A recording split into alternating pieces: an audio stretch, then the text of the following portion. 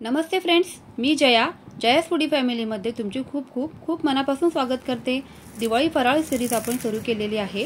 दिवाळी फराळातील सर्वात सोपा पदार्थ म्हणजे भडंग चिवडा। हा चिवडा अगदी लहानांपासून ते मोठ्यांपर्यंत अगदी सर्वच जण आवडीने खातात।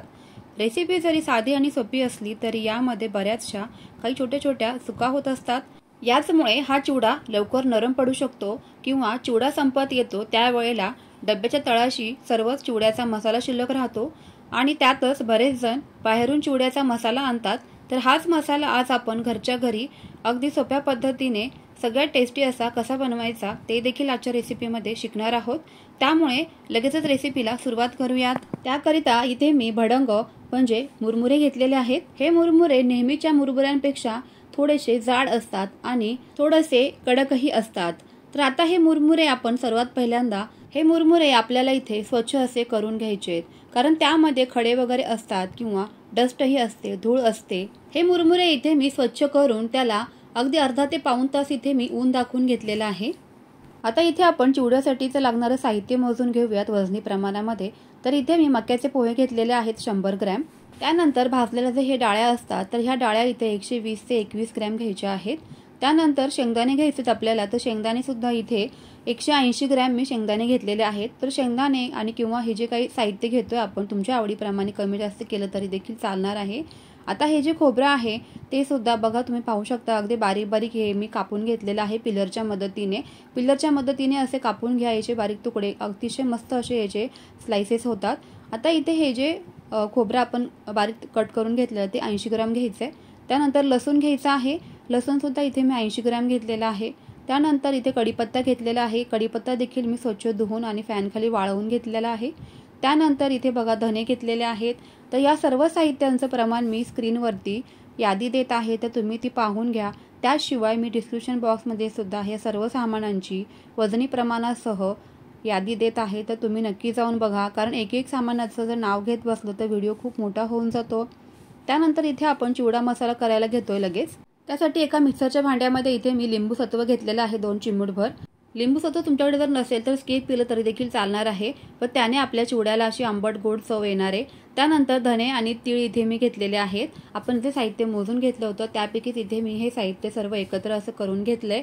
बडीशेप आणि जिरे घ्यायचे आहेत। बडीशेप इथे कच्चीच वापरायची आहे। तर साखर घेतलेली आहे, इथे मी काश्मीरी लाल मिर्च पावडर घेतलेली आहे, हळद घेतलेली आहे आणि इथे मी हा जो मसाला आहे तो इथे आमचूर पावडरचा घेतलेला आहे। तर बाहेर जो मसाला आपण विकत आणतो चिवडा मसाला, तर त्याचसारखी ह्या मसाल्याची देखील चव बनवून तयार होते। तर आपण जे लिंबू सत्व घातलेलं आहे आणि साखर घातलेली आहे, आमचूर पावडर घातलेली आहे, त्याच्यामुळे आपल्या चिवड्या मसाल्याला खूपच मस्त अशी चव येते। त्यामुळे तुम्ही नक्की असा मसाला घरी एकदा बनवूनच बघा। आता याची मस्त अशी बारीक पावडर मिक्सरमध्ये करून घ्यायची आपल्याला। अशा पद्धतीचा चिवडा मसाला इथे आपला बनवून तयार झालेला आहे। आता हा जो मसाला आहे तुम्ही फ्रीजमध्ये आरामशीर 6 महिने देखील स्टोअर करून ठेवू शकता आणि ज्या वेळेला कधी तुम्हाला भडंग चिवडा बनवायचा तर त्यावेळेला तुम्ही ह्या मसाल्याचा देखील वापर करू शकता। सुगंध तर इतका छान येत आहे की आपला चिवडा इथे मस्तच बनवून तयार होणार आहे। लगेचच इथे आपण चिवडा बनवायला घेऊया। तर त्यासाठी इथे मी एक पसरट पॅन ठेवलेला आहे आणि त्यावर अशी पूर्णाची जाळी जी असते तर ती घेतलेली आहे। तुमच्याकडे जर कुठल्याही प्रकारची अशी चाळण असेल तर तुम्ही ती घेऊ शकता, जेणेकरून जे साहित्य तळतोय आपण तर ते पटकन या तेलामधून आपल्याला बाहेर काढता येईल। तेल गरम आहे तर यामध्ये सर्वात आधी आपल्याला मका पोहे तळून घ्यायचे। हे मका पोहे खास करून चिवडा बनवण्यासाठी वापरतात। आता सगळ्यात पहिल्यांदा चिवडा घातल्यानंतर लगेचच गॅसची फ्लेम मोठी करायची आहे। मोठ्या गॅसवरच आपल्याला हे मका पोहे जे आहेत ते असे तळून घ्यायचे। यामध्ये बऱ्याचदा तेल शिल्लक राहतं, तर हे आपल्याला चांगलं असं निथळून घ्यायचे आहेत मका पोहे चांगल्या पद्धतीने निथळले जातील याची इथे काळजी घ्यायची, नाहीतर जो चिवडा आहे तो तेलकट बनून तयार होईल।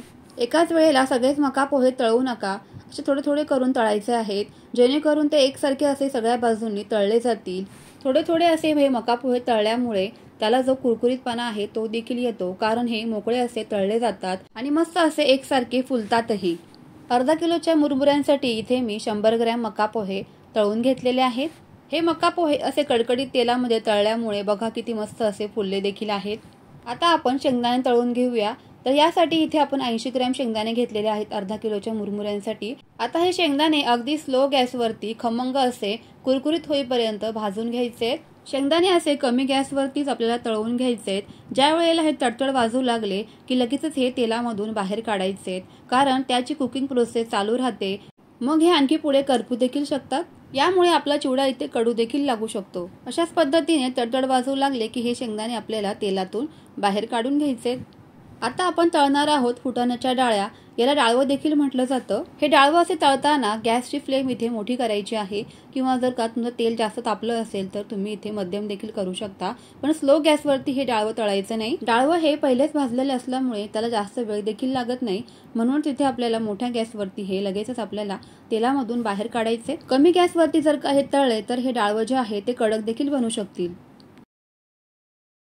खुसखुशीत डाळवं राहण्यासाठी इथे मी मध्यम गॅसवरती फक्त 5 मिनिटं याला तळून घेतलं। अशाच पद्धतीने हे डाळवं देखील आपलं तळून झालेलं आहे। इथे पूर्णपणे तेल निथळून घ्यायचंय आणि त्यानंतर एका मोठ्या ताटामध्ये हे डाळवं जे आहे ते काढून घ्यायचंय। आता इथे खोबरं तळून घेऊयात। असं हे खोबरं तळत असताना गॅसची फ्लेम अगदी स्लो ठेवायची आहे, कारण खोबऱ्याचे काप पातळ असल्यामुळे ते लगेचच करपू देखील शकतात। हलक्या बदामी रंगावर आल्यानंतर लगेचच हे खोबरं देखील तेलामधून बाहेर काढून घ्यायचंय। खोबरं सुद्धा जास्त प्रमाणामध्ये तळलं गेलं तर चिवडा इथे कडवट लागू शकतो। बदामी रंग आल्यानंतर लगेचच हे खोबरं सुद्धा मी तेलामधून असं बाहेर काढून घेतलंय। आता इथे तळायला घेऊयात हिरव्या मिरच्या। 12 ते 15 हिरव्या मिरच्या इथे मी बारीक कट करून घेतलेल्या आहेत। आता ह्या मिरच्या देखील अगदी कमी गॅसवरती आपल्याला पांढरट रंग येईपर्यंत अशा तळून घ्यायचे। चिवडा तुम्हाला इथे कितपत तिखट बनवायचा आहे त्याप्रमाणे तुम्ही इथे हिरव्या मिरच्यांचं प्रमाण ठरवायचं आहे। तुमच्या आवडीप्रमाणे तुम्ही इथे मिरच्या घातल्या तरी देखील चालणार आहे। आता ह्या मिरच्या मी या तेलामधून अशा पांढरट रंगावर आल्यानंतर काढूनच घेते। या मिरच्या ज्या आहेत त्या पूर्णपणे कुरकुरीत अशा आपल्याला तळून घ्यायच्यात। तर का मिरच्या इथे नरम राहिल्या तर चिवडा सुद्धा आपला नरम पडू शकतो। आता इथे आपल्याला कढीपत्ता तळून घ्यायचा आहे। आता इथे कढीपत्ता असा स्वच्छ धुतल्यानंतर तो फॅन खाली असा सुकवून घ्यायचा आहे, जेणेकरून तेलामध्ये गेल्यावर तो तडतड जास्त उडणार नाहीये। आता इथे बघा कढीपत्ता जो आहे तो अगदी कमी गॅसवरती आपल्याला असा खळखळ आवाज येईपर्यंत हा तळून घ्यायचा आहे। कढीपत्ता सुद्धा इथे नरम राहता कामा नये, जेणेकरून आपला चिवडा इथे नरम पडेल। कढीपत्ता असा तळून झालेला आहे ते कसं ओळखावा, तर याचा खळखळ असा आवाज येतो आणि हलकासा रंग देखील बदलतो। आता इथे किसलेलं आलं घेतलेलं आहे मी 2 ते 3 इंचाचं। तसं आलं देखील आपल्या चिवड्यामध्ये खूपच छान लागतं। त्यासोबतच इथे मी कुटलेला लसूण घेतलेला आहे। आता हे लसूण आणि आलं तळताना इथे काळजी घ्यायची आहे, जोपर्यंत याचा रंग बदामी रंगावर येत नाही ना तोपर्यंत हे आपल्याला तळूनच घ्यायचंय। त्याचा पूर्णपणे कच्चापणा जो आहे तो गेला पाहिजे, नाहीतर यामुळे सुद्धा आपला जो चिवडा आहे तर तो देखील नरम पडू शकतो। कोल्हापूरच्या भडंग चिवड्यामध्ये अद्रक हे नक्कीच वापरलेलं असतं। तुम्ही जर का खाल्लं असेल तर तुम्हाला ही गोष्ट माहितीच असेल। असं अद्रक वापरल्यामुळे चिवड्याची टेस्ट अगदी मस्त येते, त्यामुळे तुम्ही सुद्धा इथे अद्रकचा वापर चिवड्यामध्ये नक्कीच करा। या ठिकाणी आपलं संपूर्ण साहित्य असं हे तळून झालेलं आहे। आता इथे गॅसवर एक जाड तळाची कढई ठेवायची आहे। कढई शक्यतो अशी जाड तळाची आणि पसरट असावी। तर त्यामध्ये आपल्याला आपण जे मुरमुरे घेतले होते सुरुवातीला अर्धा किलो, तर ते मुरमुरे अगदी मंद गॅसवरती इथे भाजून घ्यायचे। मुरमुरे भाजताना असे तळापासून मध्ये मध्ये 2-2 मिनिटाला सतत आपल्याला हलवतच राहायचंय, कारण हे जे मुरमुरे आहेत ते पातळ असल्यामुळे लगेच खाली कढईला लागून करपू शकतात। मी तुम्हाला दाखवते तर अशा पद्धतीने हे जे मुरमुरे आहेत ते असे कुरकुरीत झाले पाहिजे। तर ह्यानंतर लगेचच इथे गॅसवरून ते काढून घ्यायचे। आता इथे आपण चिवड्यासाठीचा मसाला तयार करून घेऊया। तर त्यासाठी इथे मी आपण ज्या पॅनमध्ये इथे सुरुवातीचे साहित्य भाजून घेतले तर त्यातीलच तेल कमी करून मी तोच पॅन इथे ठेवलेला आहे। तर त्यामध्ये आपल्याला काही मोहरी घालायची, 1 चमचा मोठा 1 चमचा मोहरी घालायची आहे। त्यानंतर मोठा 1 चमचा तीळ घालायचे आहेत पांढरे। मोहरी आणि तीळ छान असे फुटल्यानंतर त्यामध्ये 1 चमचा हिंग इथे घालायचा आहे। त्यानंतर मोठा 1 चमचा काश्मीरी लाल मिरची पावडर घालायची आहे, ज्याने आपल्या चिवड्याला चव खूप छान येणार आहे आणि रंग देखील मस्त येणार आहे। आता त्यानंतर सगळ्यात महत्त्वाचं मेन इन्ग्रेडियंट म्हणजे आपण जो चिवडा मसाला तयार केला होता तर तो मसाला या तेलामध्ये असा परतून घ्यायचा आहे। जर का तुम्हाला इथे वाटले की हे मसाले कोरडे होत आहेत तर त्यामध्ये पुन्हा काही तेल ॲड करायचं आहे आणि तेल घालून हे आपल्याला मसाले अगदी 2 ते 3 मिनिटभर असे तेलावरती परतून घ्यायचे आहेत। मसाले असे तेलावरती परतून घेतल्यामुळे काय होतं की आपण तो चिवड्यामध्ये मसाला घालतो तर तो जो मसाला आहे तो चिवड्याला असा वेगळा होत नाही किंवा सेपरेट होत नाही आणि डब्याच्या तळाशी देखील जाऊन बसत नाही। असा तेलावरती हा मसाला परतून घेतल्यामुळे तो मुरमुऱ्यांना अगदी परफेक्ट असा लागला जातो आणि त्याची चव देखील आणखीनच वाढते। त्यामुळे शक्यतो 3 ते 4 मिनिटं हा मसाला असाच तेलामध्ये परतून घ्यायचा आहे। आता इथे या स्टेजला मी काही मीठ ॲड करत आहे, कारण सुरुवातीला खूपच कमी मीठ घातलं होतं आपण मसाल्यांमध्ये, त्यामुळे ह्या मसाल्यामध्ये पुन्हा मी इथे मीठ घालून घेत आहे आणि मीठ घातल्यानंतर आपल्याला पुन्हा हे 1 ते 2 मिनिटभर असं परतूनच घ्यायचं आहे। मसाले फार जळून द्यायचे नाहीयेत, लक्षात ठेवायचं आहे, फक्त आपल्याला ह्या मसाल्यांचा कुरकुरीतपणा वाढवायचा आहे, जेणेकरून जो आपला चिवडा आहे तो सुद्धा नरम नाही पडणार। आता जे आपण मुरमुरे भाजून घेतले होते तर इथे मी 2 ठिकाणी हे करून घेते आणि ह्या पॅनमधला काही अर्धा मसाला मी या परातीमध्ये काढून घेते, जेणेकरून हे आपल्याला चांगल्या पद्धतीने एकजीव करता येईल। आता हे सर्वच मसाले या मुरमुऱ्यांमध्ये सुरुवातीला गरम असल्यामुळे असं चमच्याने मिक्स करून घ्यायचे। नंतर आपल्याला हे जे चमच्याला लागलेले मसाला आहे तो सुद्धा काढून अगदी हाताच्या साहाय्याने पूर्णपणे हा मसाला जो आहे तो असा एकजीव करून घ्यायचा आहे। मुरमुऱ्यांना मसाल्याचा रंग पहा काय सुरेख आलेला आहे। मसाले व्यवस्थित असे मिक्स करून झाल्यानंतर यामध्ये पिठी साखर घालायची आहे। पिठी साखरमध्ये जर का काही गुठळ्या किंवा गाठी असतील तर त्या मोडून घ्यायच्या आहेत आणि अशा पद्धतीने हे मुरमुरे जे आहेत ते असे हातावर चोळून सर्वच बाजूनी मसाला आणि पिठी साखर जी आहे ती अशी लागली गेली पाहिजे, तर इथे ही काळजी घ्यायची आहे। सर्वात शेवटी आपण मगाशी जे साहित्य तळून घेतलं होतं तर ते यामध्ये घालायचे। आता हे साहित्य मी सर्वात शेवटी टाकलं, कारण आपण जो मसाला घातलेला आहे ना तर तो सर्व या साहित्यालाच न लागता संपूर्ण मुरमुऱ्यांना व्यवस्थित लागला जाईल आणि याच एका ट्रिकमुळे आपला जो मसाला आहे तो डब्याच्या तळाशी न बसता संपूर्ण मुरमुऱ्यांना लागला जातो। चिवड्याबरोबर हा मसाला देखील एकसारखा असा खाल्ला जातो। तर बघा आता इथे मस्त असा खमंग खुसखुशीत आपला चिवडा इथे तयार झालेला आहे। खाऊन पाहिल्यानंतर रंग आणि टेस्ट अतिशय सुरेख असा आलेला आहे। हा चिवडा तुम्ही हवाबंद डब्यामध्ये महिना ते 1.5 महिना आरामशीर स्टोअर करून ठेवू शकता। हा चिवडा तयार केल्यानंतर 1 ते 1.5 किलोच्या वजनी प्रमाणामध्ये देखील भरतो, तर तुम्ही हा चिवडा बनवून असा विकू देखील शकता।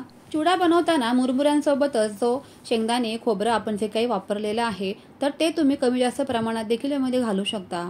तुम्ही जर का दिवाळी फराळाची ऑर्डर वगैरे घेत असाल तर तुमच्यासाठी अतिशय उपयुक्त असा हा व्हिडिओ ठरणार आहे, कारण आजच्या व्हिडिओमध्ये आपण चिवडा मसाला कसा बनवायचा ते देखील पाहिलेलं आहे। दिवाळी विशेष रेसिपी आणखी देखील मी पोस्ट केलेल्या आहे, तर तुम्ही जर का त्या पाहिल्या नसतील तर सगळंच लिंक मी डिस्क्रिप्शन बॉक्समध्ये देत आहे, तर नक्की जाऊन तुम्ही पहा। तर वाटीसोबतच वजनी प्रमाण देखील दिवाळी फराळाचं मी ते दिलेलं आहे। रेसिपी आवडली असेल तर लाईक करा, शेअर करा, त्यासोबत चॅनलला सबस्क्राईब करून बेल आयकॉन देखील प्रेस करा। चला तर मग फ्रेंड्स, पुन्हा भेटूयात अशाच नवनवीन आणि सोप्या रेसिपींसोबत। तोपर्यंत always keep smiling and keep cooking. Bye bye friends.